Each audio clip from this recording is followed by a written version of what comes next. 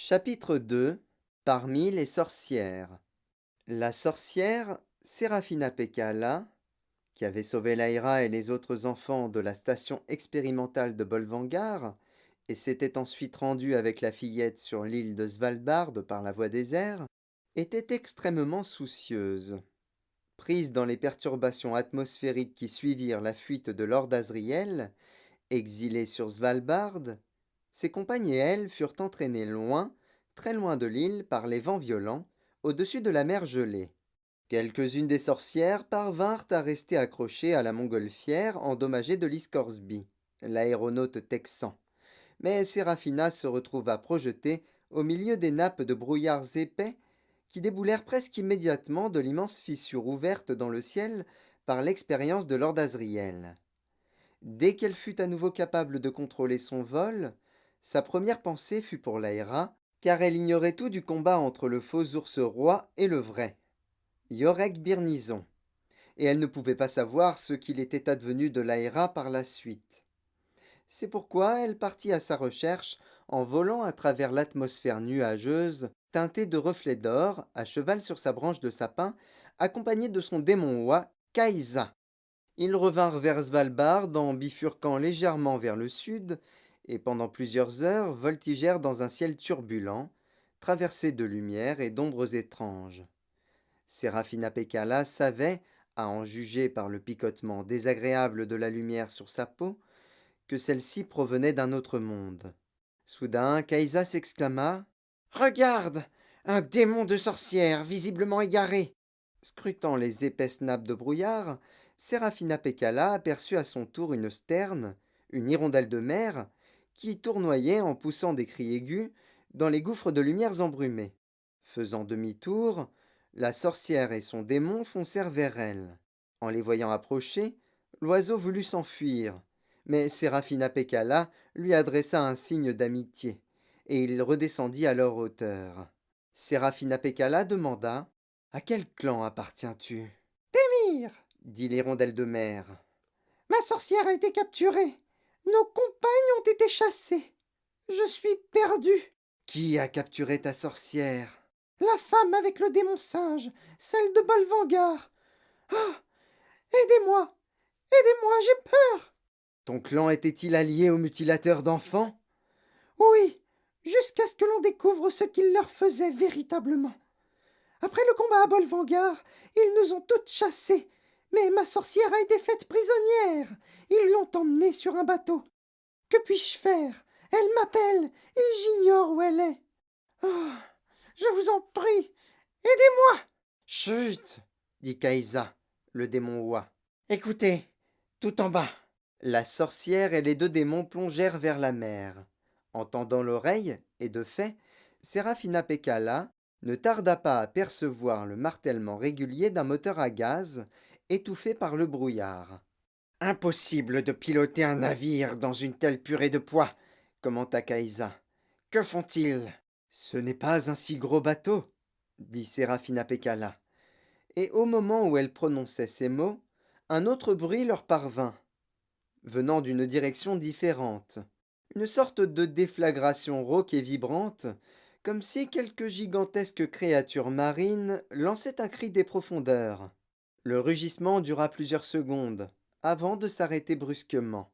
La corne de brume du navire, commenta Serafina Pekkala. Après avoir tournoyé au-dessus de l'eau, à basse altitude, la sorcière et les deux démons repartirent en direction du bruit du moteur. Et soudain, ils découvrirent le bateau en question, car les plaques de brouillard semblaient moins denses par endroits, et la sorcière, pour ne pas être vue, reprit rapidement de l'altitude, juste au moment où une vedette débouchait en haletant au milieu des nappes d'air humide. La houle était paresseuse et molle, comme si l'eau répugnait à se soulever. Séraphina et son démon volèrent au-dessus de l'embarcation en décrivant de grands cercles, suivis de près par l'hirondelle de mer, comme un enfant suit sa mère. Et ils virent le timonier modifier légèrement son cap, alors que retentissait de nouveau la corne de brume du navire. Un projecteur était fixé à la proue de la vedette, mais il n'éclairait que le brouillard, quelques mètres devant. Séraphina Pekkala s'adressa au démon perdu. Tu disais qu'il y avait encore des sorcières qui aidaient ces gens? Oui, je crois. Quelques renégates de Volgorsk. À moins qu'elles aient fui elles aussi. Dit le démon Stern. Que comptez-vous faire? Vous allez rechercher ma sorcière? Oui, mais en attendant, tu vas rester avec Kaïsa. Sérafina Pekkala plongea vers la vedette, abandonnant les deux démons en plein ciel, hors de vue, et vint se poser sur le pont, juste derrière le timonier. Le démon mouette du marin poussa un cri strident, et celui-ci se retourna. Eh bien, on peut dire que vous avez pris votre temps, Dit-il. mettez-vous à l'avant et guidez-nous jusqu'à bâbord. La sorcière s'envola aussitôt. Le subterfuge avait fonctionné. Il y avait encore des sorcières qui aidaient ces gens. En effet, et cet homme l'avait prise pour l'une d'elles. En langage marin, bâbord signifiait gauche. Elle s'en souvenait, et la lumière de bâbord était rouge. Elle virevolta au hasard dans le brouillard jusqu'à ce qu'elle aperçoive un rougeoiement nébuleux à moins de 100 mètres de là. Faisant rapidement demi-tour, elle revint planer au-dessus de la vedette pour lancer des indications au timonier, qui réduisit l'allure de son embarcation et la fit avancer presque au ralenti, vers l'échelle de la passerelle du navire, suspendue au-dessus du niveau de l'eau. Le timonier poussa un cri et un marin qui se trouvait sur le gros bateau jeta une corde, tandis qu'un autre descendait rapidement l'échelle pour amarrer la vedette. Sérafina Pekkala, elle, fila vers le bastingage du navire et s'enfonça dans l'obscurité qui entourait les canaux de sauvetage. Il n'y avait aucune autre sorcière en vue, mais sans doute sillonnait-elle le ciel. Kaïsa saurait quoi faire. En dessous, un passager quittait la vedette et escaladait l'échelle du navire. Enveloppé de fourrure, coiffé d'une capuche, il était difficile à identifier, mais au moment où il atteignait le pont, un démon singe au pelage doré bondit à ses côtés sur le bastingage avec habileté pour balayer du regard les alentours. Une lueur malveillante faisait briller ses yeux noirs. Sérafina Pekkala retint son souffle. Ce mystérieux passager n'était autre que Madame Coulter. Un homme, tout de noir vêtu, se précipita sur le pont pour l'accueillir, en jetant des regards autour de lui, comme s'il s'attendait à apercevoir quelqu'un d'autre. Lord Boréal ne... Dit-il. Madame Coulter lui coupa la parole. Il est parti ailleurs. Ont-ils commencé les tortures? Oui, Madame Coulter, mais... Je leur avais ordonné d'attendre, rugit-elle. Aurait-il pris l'habitude de me désobéir? La discipline a bien besoin d'être renforcée sur ce bateau, il me semble. Elle abaissa sa capuche. Sérafina Pekkala distingua nettement son visage dans la lumière jaune. Fier, passionné et, aux yeux de la sorcière, si jeune. Où sont les autres sorcières? Demanda madame Coulter. Elles sont toutes parties, madame, Répondit l'homme du navire. Un ecclésiastique sans doute. elles sont rentrées chez elles. Il y avait pourtant une sorcière qui guidait la vedette, fit remarquer madame Coulter. Où est-elle passée? Séraphina recula dans l'ombre. De toute évidence, le timonier de la vedette n'était pas au courant des derniers événements. L'ecclésiastique regarda autour de lui, hébété, mais madame Coulter était trop impatiente. Après avoir balayé d'un regard superficiel le pont et le ciel, elle secoua la tête, et accompagnée de son démon, elle s'engouffra par la porte ouverte, qui projetait un nimbe jaune dans l'atmosphère. L'homme en noir lui emboîta le pas. Sérafina Pekkala regarda autour d'elle pour repérer sa position. Elle était cachée derrière un conduit d'aération, sur l'étroite bande de pont entre le bastingage et la superstructure centrale du bateau. À ce niveau, face à la proue, sous la passerelle de commandement et la cheminée, il y avait un salon dont 3 côtés étaient percés de véritables fenêtres. Pas des hublots. C'était là que l'homme et la femme venaient d'entrer. Une lumière épaisse se déversait des fenêtres sur le bastingage constellé de perles de brouillard et soulignait faiblement le mât de misaine et l'écoutille recouverte d'une bâche. Tout était trempé et commençait à durcir sous l'effet du gel. Nul ne pouvait apercevoir Sérafina Pekkala là où elle se trouvait, mais si elle voulait essayer d'en savoir plus, elle serait obligée de sortir de sa cachette. Dommage. Mais avec sa branche de sapin, elle pouvait s'échapper à tout moment. Avec son couteau et son arc, elle pouvait se battre. Ayant dissimulé sa branche derrière le conduit d'aération, elle avança discrètement sur le pont jusqu'à la première fenêtre. Celle-ci était couverte de buée, impossible de voir à l'intérieur, et Séraphina n'entendait aucune voix. Elle retourna se cacher dans l'ombre. Il y avait quand même une chose qu'elle pouvait faire, même si elle y répugnait, car c'était terriblement risqué et elle serait épuisée ensuite. Mais apparemment elle n'avait pas le choix. Il s'agissait d'une sorte de magie, grâce à laquelle elle pouvait se rendre invisible. La véritable invisibilité n'existait pas, évidemment. C'était plutôt une manipulation psychique qui, à défaut de rendre invisible celui ou celle qui la pratiquait, lui permettait de passer inaperçu, à condition de maintenir l'illusion avec une intensité suffisante. Elle pouvait traverser une pièce pleine de monde ou marcher à côté d'un voyageur solitaire sans être vue. Elle fit le vide dans son esprit afin de rassembler toute sa concentration sur cette tâche consistant à modifier sa manière de paraître. Il lui fallut plusieurs minutes avant de se sentir assez sûre d'elle. Pour tester son pouvoir, Séraphina sortit de sa cachette et s'avança sur le chemin d'un marin qui marchait sur le pont avec une boîte à outils. Celui-ci fit un écart pour l'éviter sans lui adresser le moindre regard. Elle était prête. Elle se dirigea vers la porte du salon, brillamment éclairée, et l'ouvrit. La pièce était vide. La sorcière laissa la porte extérieure entr'ouverte pour pouvoir fuir en cas de besoin et aperçut une autre porte au fond de la pièce qui s'ouvrait sur un escalier plongeant dans les entrailles du bateau. L'ayant descendu, elle se retrouva dans un étroit couloir où couraient des tuyaux peints en blanc, éclairés par des lampes en barrique fixées sur les cloisons et qui semblaient suivre le tracé de la coque avec les portes s'ouvrant de chaque côté. Séraphina avança sans bruit, en tendant l'oreille jusqu'à ce qu'elle entende des voix derrière une des portes. Apparemment, elle arrivait en plein conseil. Elle poussa la porte et entra.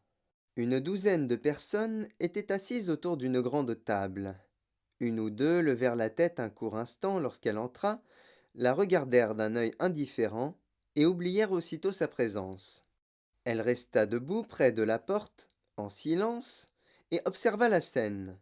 Le conseil était présidé par un vieil homme portant une robe de cardinal, et tous les autres semblaient appartenir à différents ordres ecclésiastiques, à l'exception de madame Coulter, seule femme présente. Celle-ci avait jeté son long manteau de fourrure sur le dossier d'une chaise, ses joues étaient empourprées par la chaleur qui régnait dans les profondeurs du bateau. En balayant la pièce du regard, Séraphina découvrit une personne qu'elle n'avait pas vue immédiatement.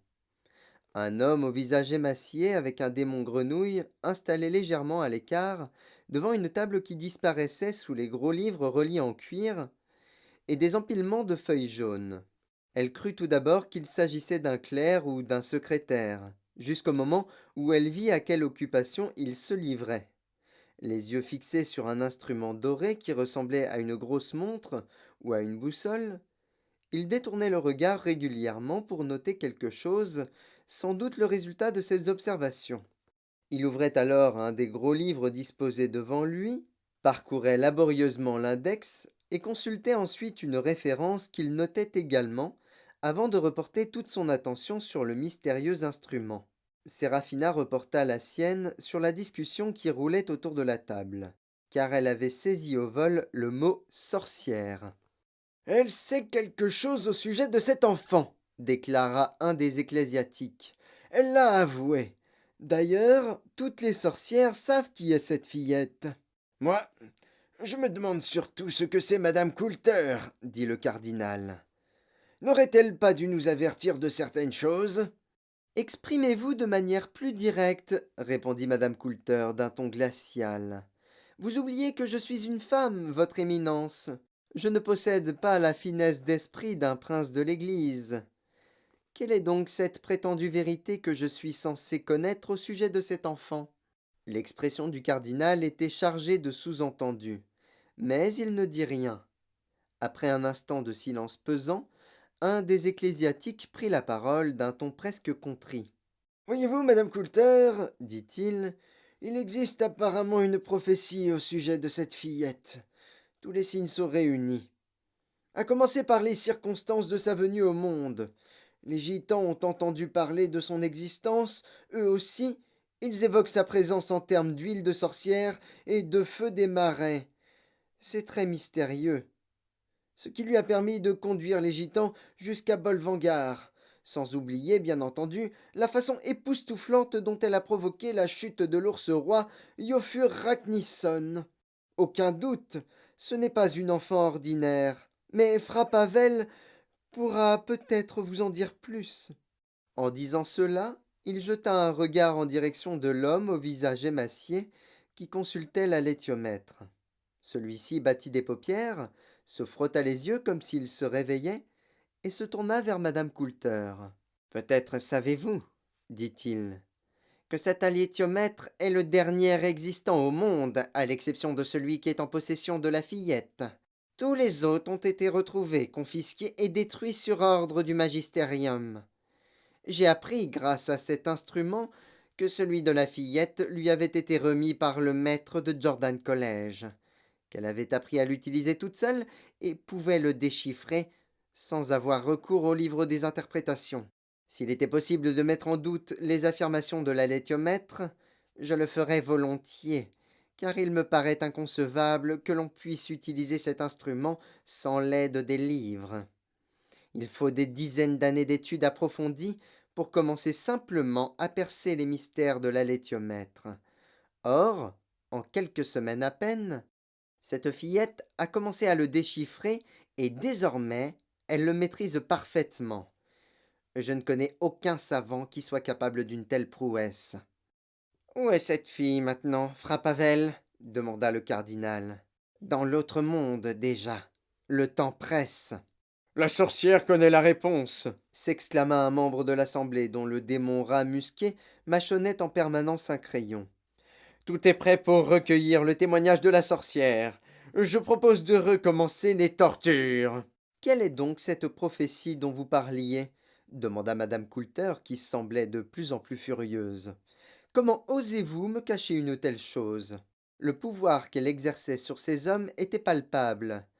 Le singe doré promena son regard noir tout autour de la table, et nul n'osa l'affronter. Seul le cardinal refusa de baisser les yeux. Son démon, un hara, leva la patte pour se gratter la tête. La sorcière a laissé entendre une chose extraordinaire, déclara le cardinal. Je n'ose imaginer ce que cela pourrait signifier. Si elle dit vrai, nous nous retrouvons investis de la plus grande responsabilité qui puisse incomber à des hommes et des femmes. Mais je vous repose ma question, madame Coulter. Que savez-vous au sujet de cette fille et de son père? Le visage de madame Coulter était livide de rage. Comment osez-vous me questionner de cette façon? Éructa-t-elle. Comment osez-vous me cacher ce que vous a appris la sorcière? Enfin, comment osez-vous laisser entendre que je vous cache quelque chose? Vous pensez que je suis de son côté? Ou peut-être croyez-vous que je suis du côté de son père? Peut-être pensez-vous qu'il faudrait me torturer comme la sorcière? Eh bien, nous sommes tous à vos ordres, votre éminence. Il vous suffit de claquer des doigts pour me faire écarteler. Vous pourrez chercher la réponse dans chaque morceau de ma chair, vous ne la trouverez pas, car j'ignore tout de cette prophétie et du reste. Mais j'exige que vous me racontiez tout ce que vous savez, car il s'agit de mon enfant, ma propre fille, conçue dans le péché et née dans la honte, mais malgré tout ma fille. Et vous voulez me priver du droit de savoir? Allons, calmez-vous, dit un des ecclésiastiques d'une voix tremblante. je vous en prie, madame Coulter. La sorcière n'a pas encore parlé. Elle a beaucoup de choses à nous apprendre. Comme l'a dit le cardinal Sturrock, elle a simplement laissé entendre certaines choses. Supposons que la sorcière refuse de parler, répondit madame Coulter. Que ferons-nous? Des suppositions? Nous tremblerons de peur dans notre coin en faisant des suppositions? Frappavel reprit la parole. Non, car c'est justement la question que je prépare pour la soumettre à la laitiomètre. Ainsi nous aurons forcément la réponse de la bouche de la sorcière ou dans les livres des interprétations. Et combien de temps cela prendra-t-il? L'homme esquissa une grimace. Un temps considérable, hélas, dit-il, car il s'agit d'une question très complexe. La sorcière, elle, nous fournirait la réponse immédiatement, dit madame Coulter. Sur ce, elle se leva. Par respect ou par crainte, la plupart des hommes assis autour de la table l'imitèrent. Seul le cardinal et Frappavel restèrent assis. Quant à Sérafina Pekkala, Elle demeura prudemment en retrait, en faisant de terribles efforts de concentration pour continuer à passer inaperçue. Le singe doré grinçait des dents et ses poils brillants étaient hérissés. Madame Coulter le balança sur son épaule. Allons lui poser la question, dit-elle. Elle tourna les talons et ressortit à grands pas dans le couloir. Les hommes s'empressèrent de lui emboîter le pas, en se bousculant devant Séraphina Pécala, qui eut juste le temps de s'écarter, en proie à la plus grande confusion. Le dernier à quitter la pièce fut le cardinal. Séraphina s'accorda quelques secondes pour se ressaisir, car sous l'effet de sa vive agitation, elle commençait à redevenir visible. Après quoi, elle suivit les ecclésiastiques dans le couloir jusque dans une autre pièce, plus petite, nue, blanche et étouffante, où tous étaient déjà rassemblés autour de la pauvre créature pitoyable qui se trouvait au centre. Une sorcière ligotée sur une chaise métallique, son visage gris ravagé par la souffrance, les jambes tordues et brisées. Madame Coulter se pencha au-dessus d'elle. Séraphina se plaça près de la porte, en sachant qu'elle ne pourrait pas demeurer invisible très longtemps. La tension était trop forte. Parle-nous de cette fillette sorcière, demanda madame Coulter. Non, Tu vas souffrir. j'ai déjà souffert. Oh, ce n'est pas fini, tu vas voir. Notre Église possède des milliers d'années d'expérience dans ce domaine. Nous pouvons prolonger tes souffrances indéfiniment. Allez, parle-nous de cet enfant. Madame Coulter saisit un des doigts de la sorcière et le brisa d'un geste sec.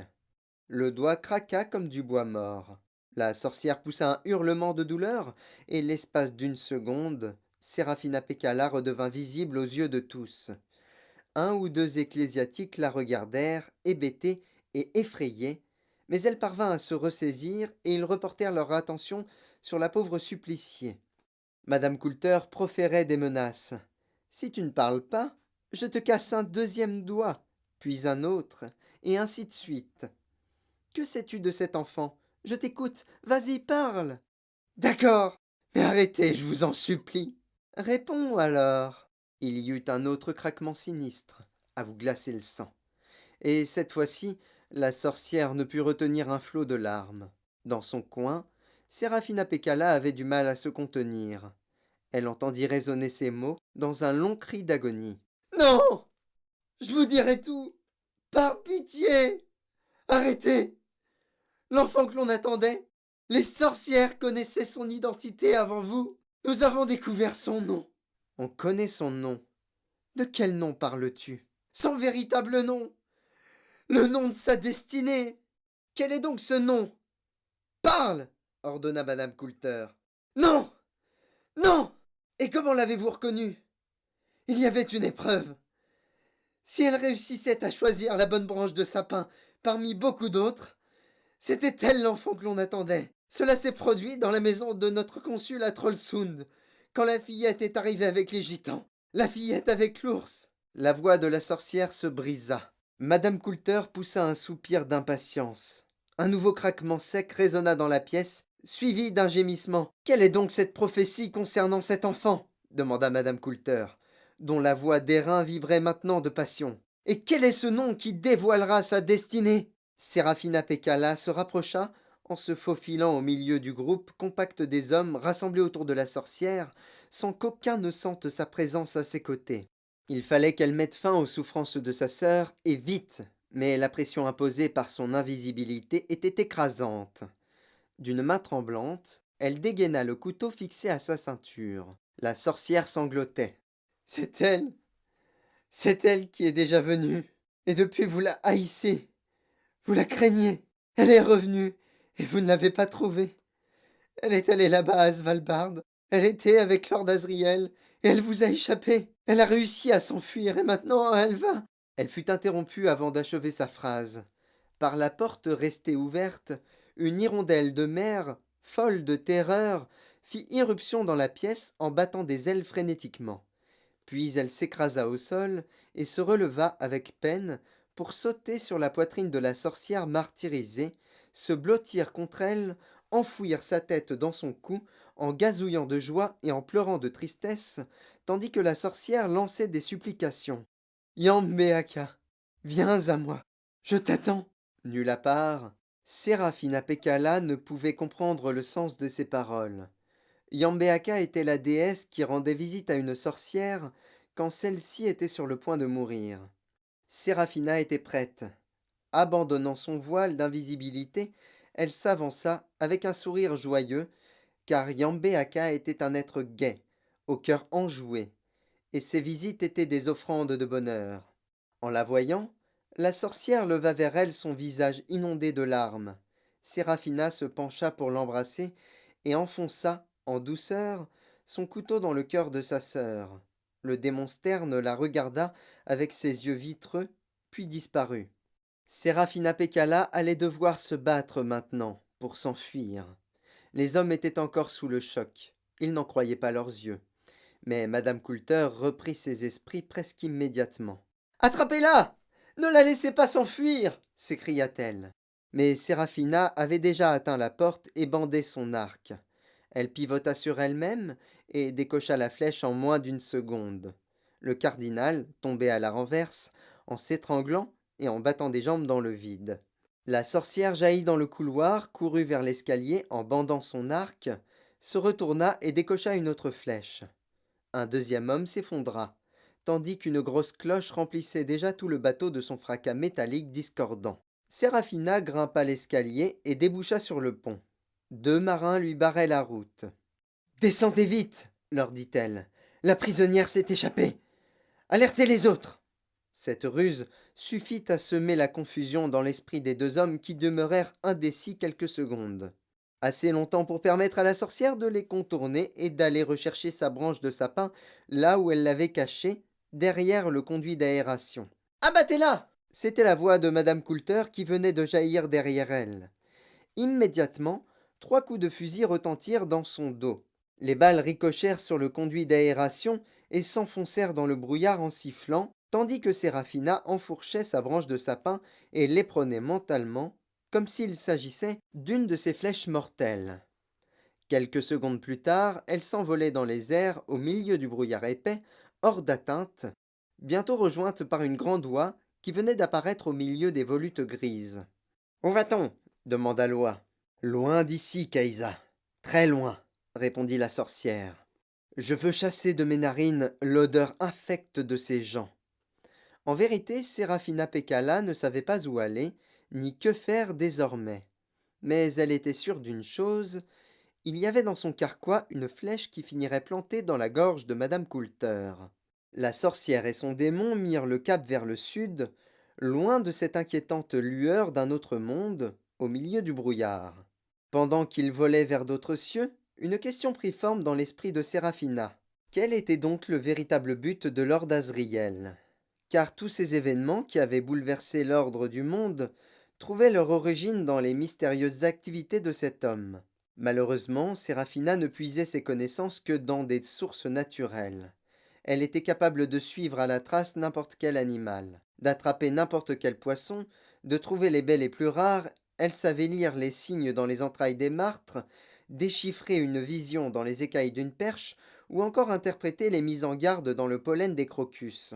Mais tous ces enfants de la nature ne lui dévoilaient que les vérités naturelles.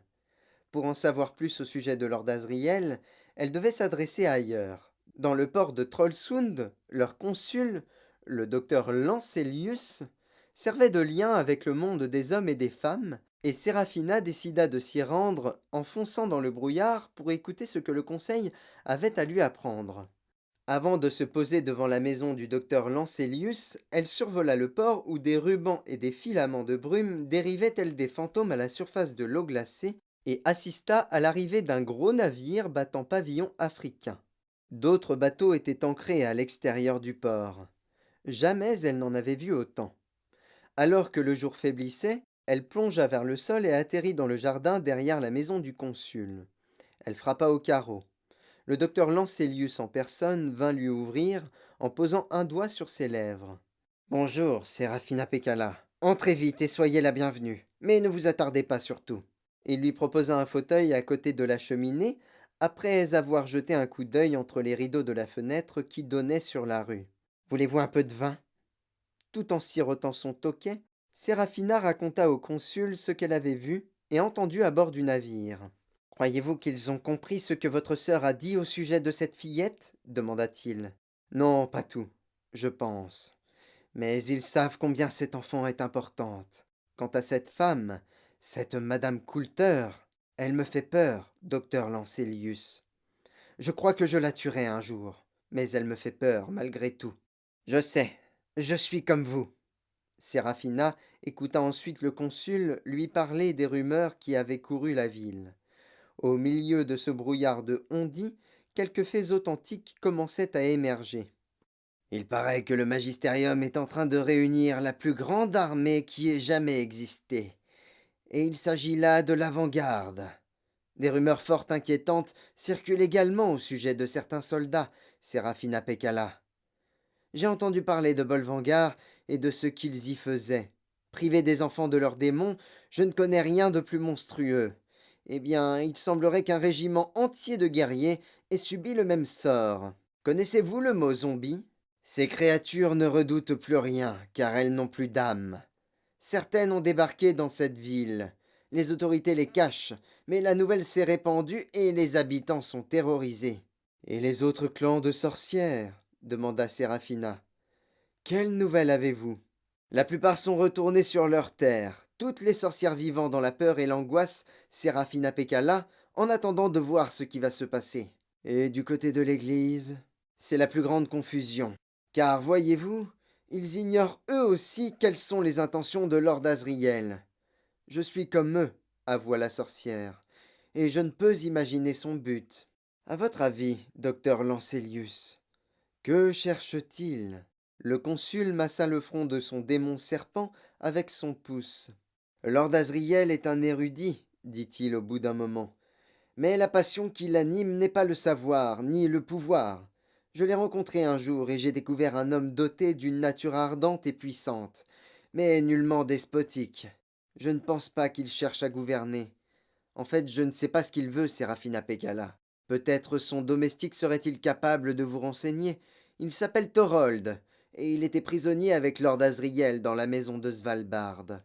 Vous pourriez lui rendre visite, voir s'il a des choses à vous apprendre, mais évidemment, peut-être a-t-il disparu dans l'autre monde avec son maître. Merci. C'est une bonne idée. Je vais le faire, et sans tarder. Après avoir fait ses adieux au consul, Séraphina Pécala repartit dans l'obscurité naissante du ciel pour rejoindre Caïsa au milieu des nuages. Le voyage de Séraphina vers le nord fut rendu plus pénible encore du fait de la confusion générale qui régnait dans le monde autour d'elle. Tous les habitants de l'Arctique avaient cédé à la panique. À l'instar des animaux, non seulement à cause du brouillard et des variations magnétiques, mais aussi des craquements de la calotte glaciaire et des vibrations du sol inhabituelles en cette saison. C'était comme si la Terre elle-même, le permafrost, se réveillait avec un long rêve d'hibernation.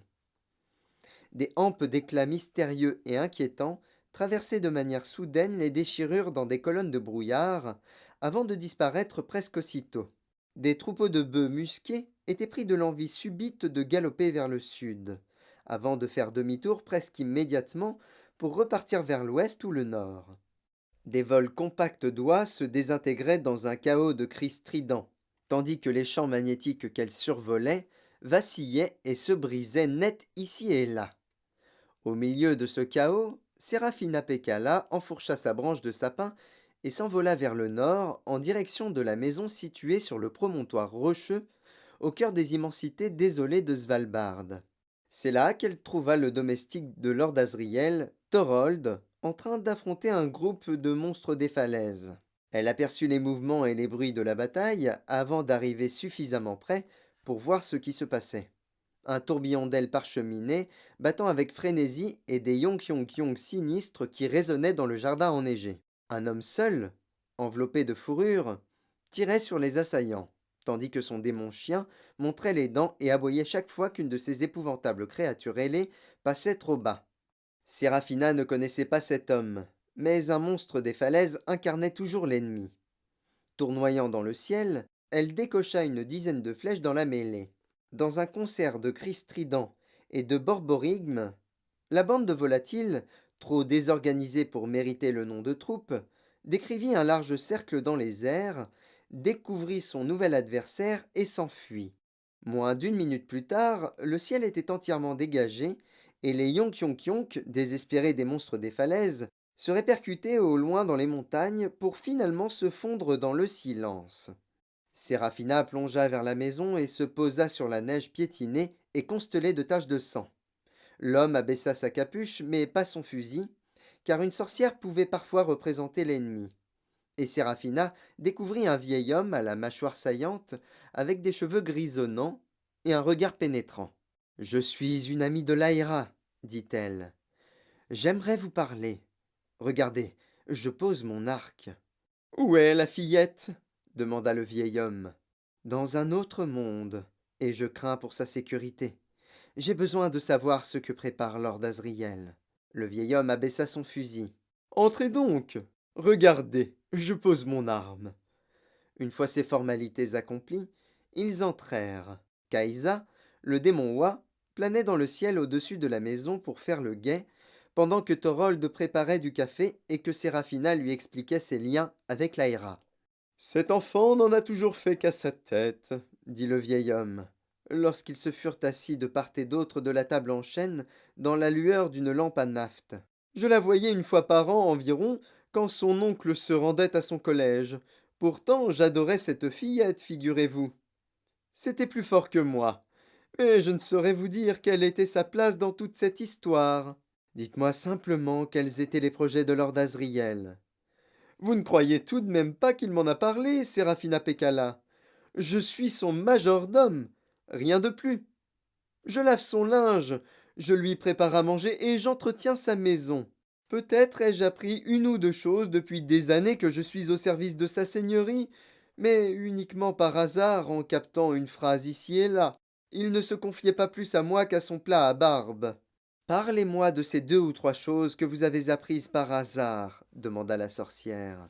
Malgré son âge avancé, Thorold était un homme vigoureux, en pleine possession de ses moyens. Il se sentait flatté, comme n'importe quel homme l'aurait été, de l'attention que lui portait cette jeune et belle sorcière. Mais il était suffisamment intelligent pour savoir que ce n'était pas réellement à lui qu'elle s'intéressait, mais plutôt aux choses qu'il savait. Et comme c'était un homme honnête, il ne la fit pas languir plus longtemps que nécessaire. Je ne peux pas vous expliquer précisément ce qu'il prépare, dit-il, car tous les détails philosophiques dépassent mon entendement. Mais je peux vous dire ce qui motive Lord Asriel, même si sa seigneurie ne sait pas que je le sais. Je l'ai compris grâce à un millier de petits signes. Arrêtez-moi si je me trompe, mais les sorcières et les sorciers possèdent des dieux différents des nôtres, n'est-ce pas? C'est exact. Connaissez-vous notre Dieu? Le Dieu de l'Église, celui qu'il nomme l'autorité. Oui, je le connais bien. Eh bien, sachez que Lord Asriel ne s'est jamais senti très à l'aise avec les doctrines de l'Église, d'une certaine façon. J'ai souvent vu des rictus de dégoût déformer son visage quand il entendait parler de sacrements et d'expiation, de rédemption et ainsi de suite. Chez nous, Séraphina Pécala, s'opposer à l'Église est un crime passible de mort. Et pourtant Lord Asriel nourrit dans son cœur un désir de révolte depuis que je suis à son service. Voilà une des choses que je sais. Une révolte contre l'Église? En partie, oui. Il fut un temps où il envisageait d'envisager un rapport de force. Mais il a finalement renoncé à cette idée. Pourquoi? Parce que l'Église était trop puissante? Non, répondit le vieux domestique. Cela n'arrêterait pas mon maître. Vous allez peut-être trouver ça bizarre, Séraphina Pécala, mais je connais cet homme mieux qu'aucune femme, aucune mère même, pourrait le connaître. Voilà près de 40 ans que je le sers et l'étudie. Évidemment, je ne peux pas le suivre dans les hauteurs de sa pensée, pas plus que je ne sais voler, mais je sais quel chemin il emprunte, même s'il m'est impossible de l'accompagner. Or, je suis convaincu que s'il a renoncé finalement à se rebeller contre l'Église, ce n'est pas parce qu'elle était trop puissante, mais au contraire trop faible pour justifier un tel combat. Alors, que cherche-t-il? Je crois qu'il a choisi de mener une bataille plus héroïque. Je crois qu'il prépare une rébellion contre le plus puissant de tous les pouvoirs. Il est parti à la recherche de l'endroit où vit l'autorité elle-même, dans l'espoir de la détruire. Voilà ce que je pense. et j'ai le cœur qui tremble rien qu'en prononçant ces mots, madame. J'ose à peine y penser, mais je ne vois pas d'autre moyen d'expliquer son comportement et ses actes. Séraphina demeura silencieuse quelques instants, le temps d'assimiler les révélations de Thorold. Celui-ci enchaîna. Évidemment, quiconque entreprend une action de cette envergure devient la cible privilégiée de la fureur de l'Église, cela va sans dire. Un tel geste constituerait le plus effroyable des blasphèmes. Voilà ce qu'il dirait. Il le traduirait devant la cour consistoriale et le condamnerait à mort en un clin d'œil. Je n'ai jamais parlé de ça et je n'en reparlerai plus. J'aurais peur de prononcer ces paroles si vous n'étiez pas une sorcière, et de ce fait à l'abri du pouvoir de l'Église. Mais je vous le répète, c'est la seule explication plausible. Lord Asriel va localiser l'autorité et la tuer. Est-ce possible? Demanda Séraphina. La vie de Lord Asriel a toujours été remplie d'actes impossibles. Je n'oserais pas dire qu'une seule chose pouvait lui résister, mais à première vue, Séraphina Pekala, oui, il est complètement fou. Si les anges n'ont pas réussi, comment un homme pourrait-il seulement y songer? Les anges? Qu'est-ce donc? Des êtres qui sont de purs esprits, selon l'Église. Elle nous enseigne que des anges se sont rebellés devant la création du monde, alors ils ont été chassés du ciel et jetés en enfer. Bref, ils ont échoué. C'est là le point le plus important. Ils n'ont pas réussi. Lord Asriel n'est qu'un homme, avec des pouvoirs humains, et rien d'autre. Mais son ambition, elle, est sans limite. Il ose entreprendre ce que les autres hommes et femmes n'osent même pas envisager. Regardez ce qu'il a déjà accompli. Il a créé une déchirure dans le ciel, il a ouvert la voie vers un autre monde. Qui d'autre en a jamais fait autant? Qui d'autre y avait seulement songé? Alors c'est vrai, Séraphina Pekala, ma raison me pousse à dire que c'est un fou, un dément diabolique. Mais une petite voix en moi me dit c'est Lord Asriel, il n'est pas comme les autres hommes. Peut-être que si une telle chose était réellement possible, c'est lui qui pourrait y arriver et personne d'autre. Que comptez-vous faire, Thorold? Rester ici et attendre. Je garderai cette maison jusqu'à ce qu'il revienne pour me renvoyer ou jusqu'à ma mort. Mais permettez que je vous pose la même question, madame. Je vais m'assurer que la fille ne craint rien, répondit la sorcière. Il se peut que je sois obligée de repasser par ici, Thorold. Je me réjouis de savoir que vous serez fidèle au poste. Je ne bougerai pas.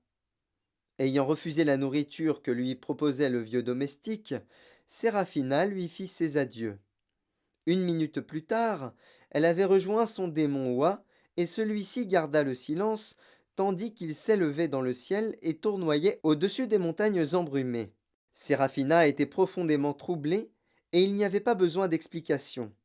Chaque brin d'herbe, chaque flaque d'eau gelée, chaque moucheron de sa terre natale lui mettait les nerfs à vif et l'appelait. Elle avait peur pour toutes ces choses, mais peur pour elle-même également, car elle sentait venir des changements. Elle enquêtait sur une affaire humaine, avec des enjeux humains. Le dieu de Lord Asriel n'était pas le sien. Était-elle en train de devenir un être humain? Risquait-elle de perdre tout ce qui faisait d'elle une sorcière? Dans ce cas, elle ne pourrait pas y parvenir seule. Rentrons à la maison, dit-elle. Nous devons nous entretenir avec nos sœurs, Kaïsa.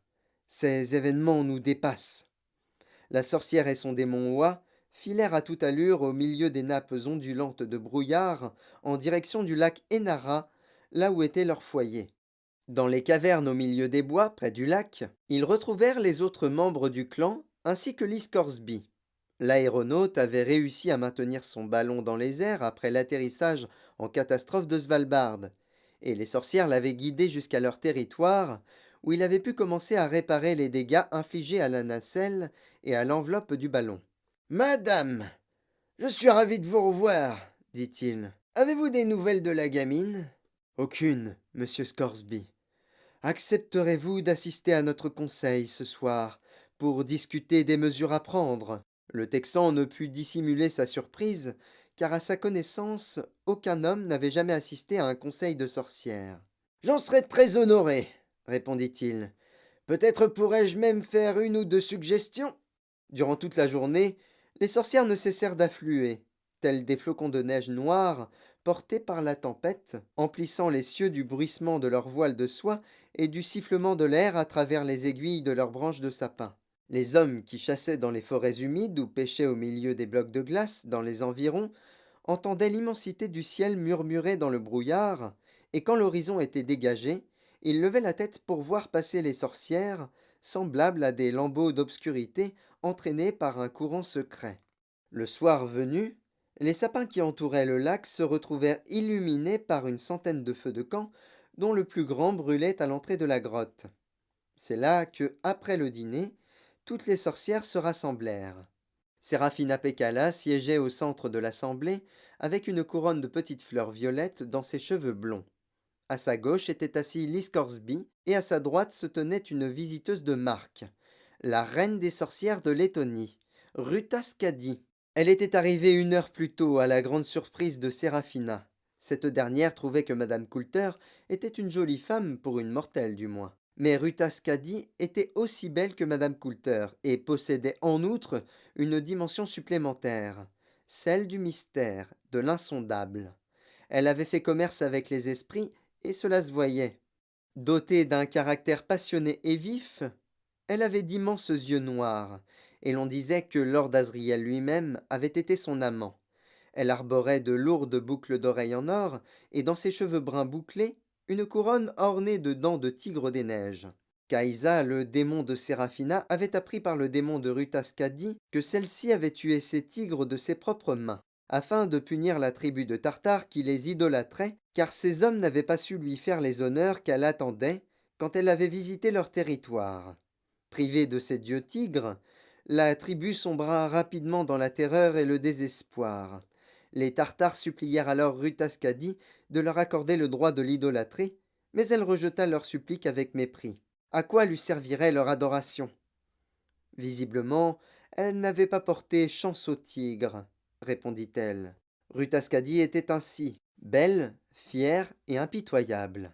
Séraphina ne savait pas ce qui avait motivé sa venue, mais elle l'accueillit comme il convenait, et le protocole exigeait que Ruta Skadi fût assise à la droite de Séraphina. Quand toutes les sorcières furent réunies, Séraphina prit la parole.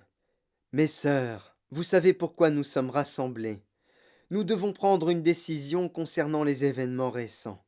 L'enveloppe de l'univers s'est déchirée et Lord Asriel a ouvert un passage entre notre monde et un autre. Devons-nous nous en préoccuper ou continuer à vivre comme nous l'avons fait jusqu'à présent, en nous occupant seulement de nos propres affaires de sorcières? Par ailleurs, il y a le cas de la jeune Laïra Bellaka, surnommée Laïra Parle-d'Or par le roi Yorek Birnison. Elle a choisi la bonne branche de sapin chez le docteur Lancelius. Cette enfant est celle que nous attendons depuis toujours, et voilà qu'elle a disparu. Nous avons 2 invités qui vont nous faire part de leurs sentiments. Tout d'abord, nous entendrons la reine Ruta Skadi. Celle-ci se leva, ses bras laiteux luisaient dans la lumière des flammes, ses yeux brillaient d'un tel éclat que même la sorcière la plus éloignée d'elle pouvait lire l'expression de son visage éclatant. Mes sœurs, dit Ruta Skadi, laissez-moi vous raconter ce qui est en train de se passer et vous expliquer qui sont nos ennemis dans cette affaire, car une guerre se prépare. J'ignore encore qui seront nos alliés, mais je sais qui nous devons combattre. Il s'agit du magisterium, de l'Église. Depuis qu'elle existe, c'est-à-dire très peu de temps à nos yeux, mais très très longtemps, d'après les critères des mortels, l'Église a toujours cherché à supprimer et à contrôler toutes les pulsions naturelles. Et quand elle ne peut pas les contrôler, elle les détruit. Certaines d'entre vous ont vu ce qu'il faisait à Bolvangar. C'était épouvantable. Mais ce n'est malheureusement pas le seul endroit, ni la seule pratique de ce genre. Mes sœurs, vous ne connaissez que le Nord, mais j'ai voyagé dans les contrées du Sud.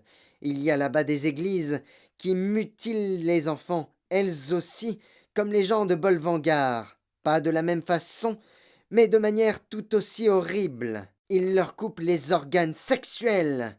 Oui, parfaitement, aux garçons comme aux filles. Ils les tranchent avec des couteaux. Voilà ce que fait l'Église et toutes les églises ont le même objectif: contrôler, détruire, anéantir tous les bons sentiments. C'est pourquoi, si une guerre éclate, et si l'Église se trouve dans un des deux camps, notre devoir est de nous engager dans le camp d'en face, même si, de ce fait, nous nous retrouvons en compagnie d'étranges alliés. Je propose donc que nos clans s'allient et se rendent dans le nord pour aller explorer ce nouveau monde. Si la fillette demeure introuvable dans notre monde, c'est qu'elle est déjà partie sur les traces de Lord Asriel. Or, Lord Asriel est la clé de tout ceci. Je vous le dis, il fut mon amant, jadis, et je joindrai volontiers mes forces aux siennes, car il déteste l'Église et tous ses vils agissements. Voilà ce que j'avais à dire. Rutascadi s'exprimait avec passion, et Séraphina ne pouvait qu'admirer son pouvoir et sa beauté. Quand la reine de Lettonie se rassit, Séraphina se tourna vers Lee Scoresby. Monsieur Scoresby est un ami de la fillette, et en tant que tel, il est aussi notre ami, annonça-t-elle. Voulez-vous nous faire part de votre avis, monsieur? Le Texan se leva, courtois et maigre comme un clou. On aurait pu croire qu'il n'avait pas conscience de l'étrangeté de la situation. Mais il n'en était rien. Esther, son démon lièvre, était accroupie à ses côtés, les oreilles plaquées en arrière, ses yeux dorés à moitié fermés. Mesdames, dit-il, je dois d'abord vous remercier pour la bonté que vous m'avez témoignée, et l'aide que vous avez apportée à un aéronaute malmené par des vents venus d'un autre monde. Sachez que je n'abuserai pas longtemps de votre patience. Quand je voyageais vers le nord, en direction de Bolvangar avec les gitans, la fillette nommée Lyra me raconta une chose qui s'était déroulée au collège où elle vivait, à Oxford. Lord Asriel avait, paraît-il, montré aux autres professeurs la tête tranchée d'un dénommé Stanislaus Grumman, et cela les avait convaincus de lui donner de l'argent pour se rendre dans le nord et découvrir ce qui s'était passé. La fillette semblait si sûre de ce qu'elle avait vu que je n'ai pas osé lui poser trop de questions. Mais ses paroles ont fait ressurgir un vague souvenir dans mon esprit. Trop vague pour que j'établisse un rapprochement, mais j'avais déjà entendu parler de ce docteur Grumman. C'est seulement durant le trajet entre Svalbard et ici que la mémoire m'est revenue. C'était un vieux chasseur du Tunguska qui m'avait raconté cette histoire. Apparemment, ce Grumman savait où était caché une sorte d'objet capable de protéger quiconque le possède. Je ne cherche point à minimiser les pouvoirs magiques qui sont les vôtres, mesdames les sorcières, mais cet objet en question renferme, paraît-il, une puissance qui dépasse tout ce dont j'ai entendu parler. Alors je me suis dit, ajouta Scoresby, que je pourrais peut-être retarder ma retraite au Texas à cause de cette fillette et partir à la recherche du docteur Grumman. Car voyez-vous, je ne crois pas qu'il soit mort. Je pense que Lord Asriel a berné ses professeurs. Je me rendrai à Nova Zembla, là où on a vu le docteur Grumman vivant pour la dernière fois, et je me lancerai à sa recherche. Je suis incapable de voir l'avenir, mais je vois clair dans le présent. Et si les balles de mon fusil sont d'une quelconque utilité, je me range à vos côtés dans cette guerre. Voilà la mission que je me suis fixée, madame, conclut-il, en se tournant vers Séraphina Pécala. Je vais partir à la recherche de Stanislaus Grumman pour découvrir ce qu'il sait.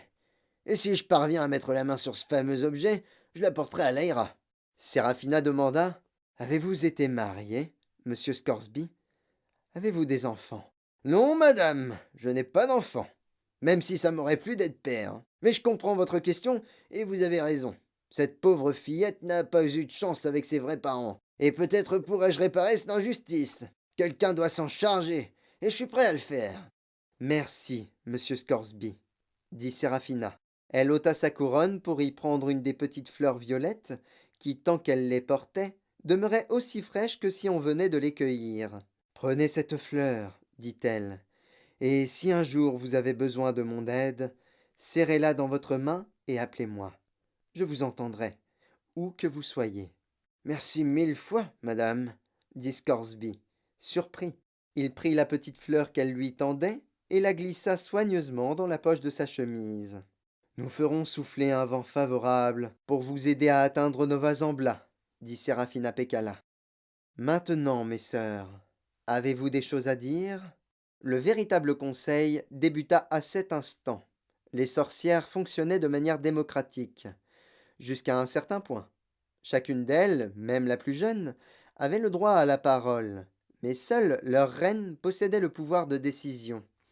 Les débats durèrent toute la nuit, de nombreuses voix s'élevèrent pour prôner la guerre ouverte et immédiate, tandis que d'autres recommandaient la prudence, et d'autres encore plus rares, mais également plus sages, suggéraient d'envoyer une délégation auprès de tous les autres clans de sorcières, afin de les inciter, pour la première fois, à s'unir.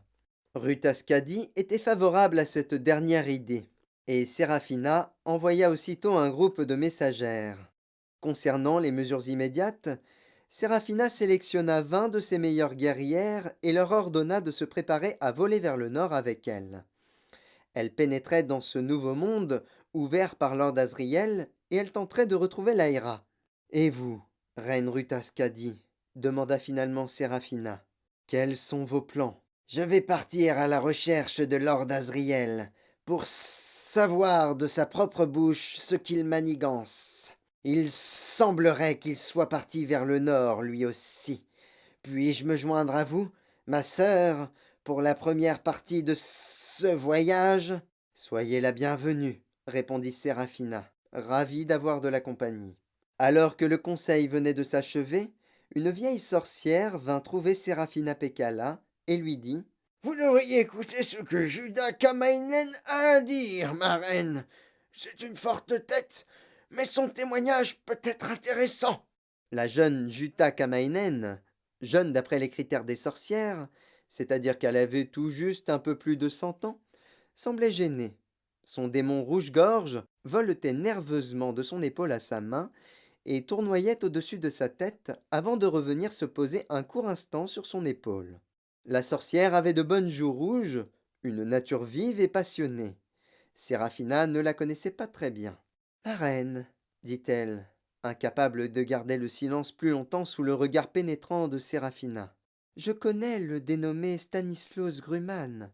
J'ai été amoureuse de lui autrefois, mais maintenant je le hais à tel point que si je le voyais, je le tuerais aussitôt. Je ne voulais pas vous en parler, mais ma sœur m'y a obligé. En disant cela, Jutta Kamainen lança un regard haineux à la vieille sorcière, qui lui répondit par un regard rempli de compassion. Elle connaissait les ravages de l'amour. Si cet homme est toujours en vie, dit Séraphina, il devra le rester jusqu'à ce que monsieur Scoresby le retrouve. Tu viendras avec nous dans le nouveau monde. Comme ça, tu ne risqueras pas de le tuer prématurément. Oublie donc cet homme, Jutakamainen. L'amour nous fait souffrir, mais la mission qui nous attend est plus importante que la vengeance. Souviens-toi de cela. Oui, ma reine, dit la jeune sorcière, humblement. C'est ainsi que Séraphina Pekala et ses 21 compagnes, plus la reine Rutaskadi de Lettonie, s'envolèrent pour le Nouveau Monde où aucune sorcière n'avait jamais pénétré.